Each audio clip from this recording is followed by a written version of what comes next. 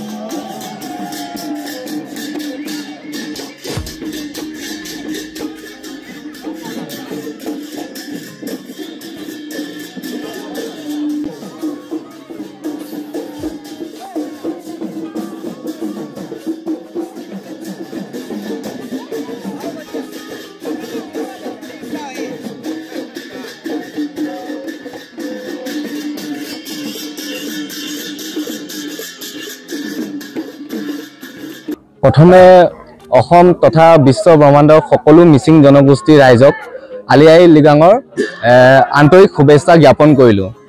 আলি আই লৃগাং মানে হ'ল যে প্ৰথম ফল চহাই মানে খেতি বাতি চহাই কেনে সকলোৱে ফূৰ্তি আনন্দ কৰে।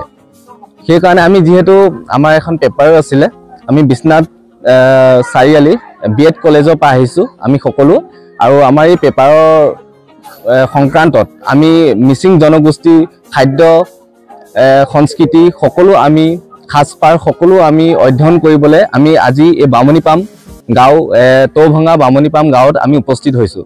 আৰু তেওঁলোকৰ আমি শুভেচ্ছা জনাইছোঁ যে তেওঁলোকে ইমান ধুনীয়াকৈ ইয়াত আয়োজন কৰিছে আৰু আমাক সকলোকে ইমান ধুনীয়াকৈ আলহী শুশ্ৰূষা কৰিছে।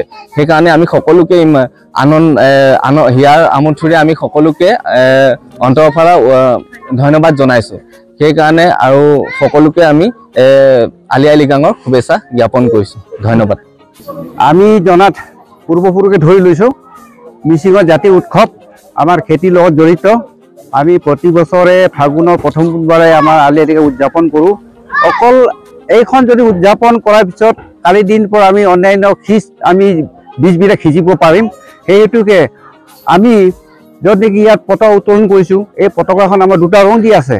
এই দুটা ৰঙে দেখুৱাইছে ওপৰটোহে বগাটোৱে হ'ল শান্তি আৰু পবিত্ৰ, আৰু তলৰ যিটো সেউজীয়া ৰঙে বুজাইছে যে আমাৰ ধাননি খেতিখন বা এই গছ গছনিখন সেউজীয়া।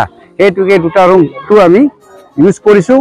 আৰু মাজত বগাটোৰ মাজত আমি সূৰ্য আৰু চন্দ্ৰ আৰু ধান গছ প্ৰতীক আমি ৰাখিছোঁ। আমি সূৰ্য চন্দ্ৰৰ বিশ্বাস ৰাখি মিচিং সমাজে পূজা পাতল কৰি আহিছোঁ। আৰু ধানটোৱে হৈছে প্ৰথম আমাৰ খেতি, আৰু তাৰ লগতে আমাৰ যিটো মিচিঙতে চাংঘৰ, এই চাংঘৰতে আমাৰ ৰন্ধা বঢ়া চাহি মদ ইত্যাদি ৰন্ধা বঢ়া কৰে। ইয়াতে আমাৰ পূজা পাতল কৰে। তাৰপিছত আমাৰ 12টাৰ পিছত আমাৰ যিটো এটা গুমৰাগ মঞ্চ বুলি কয়, নাচ গান প্ৰতি সকলো ডেকা গাভৰুৱে সকলোৱে তাতে গৈ আমি সন্ধিয়ালৈকে নাচ গান চলিব। আৰু কাইলৈ আৰু সাংস্কৃতিক কণীও আছে। এই সাংস্কৃতিক সন্ধিয়াৰ সকলো ৰাইজে সহযোগিতা কৰিছে, আৰু এইখন পৰম্পৰাগত আমি এৰিব নোৱাৰোঁ। আৰু যিটো আমি এই আলি আই লৃগাং নিজৰ সাজ পোছাক পৰিধান কৰিব লাগিছিল। ধৰি লওক মই এটা লং পেণ্ট পিন্ধিব লগা হ'ল, গতিকে আমাৰ যিটো ধুতি আৰু এইটো লৈছে বাৰু, এইখিনি আমাৰ থাকিব লাগিছিল। 60% হৈছে বাৰু পিন্ধা কৰাবিলাক। গতিকে দেখা গৈছে যে বিশ্বনাথ কলেজ BEd কলেজৰ ছাত্ৰ ছাত্ৰী অংশগ্ৰহণ কৰিছে, কি ক'ব? ঠিক আছে, আপোনালোকে বিশ্বনাথ চাৰিআলিৰ ছাত্ৰী হৈ অংশগ্ৰহণ কৰাৰ কাৰণে মই ধন্যবাদ জ্ঞাপন কৰিছোঁ। আৰু ইতিমধ্যে মোৰ ভাইটিও অলপ আগতে তেখেতসকলৰ বিষয়ে আলোচনা কৰিলোঁ, আৰু যিটো আপোনালোকৰ দলপতিৰ ফালৰ পৰা আমি সম্পূৰ্ণ এখন জনালোঁ। তেখেতৰ যিটো মতামত বক্তব্য শুনি খুব ধন্যবাদ জ্ঞাপন কৰিলোঁ, আৰু আগন্তুক সময়তো আপোনালোকে দেখা দিব বুলি আমি আশা ৰাখিলোঁ।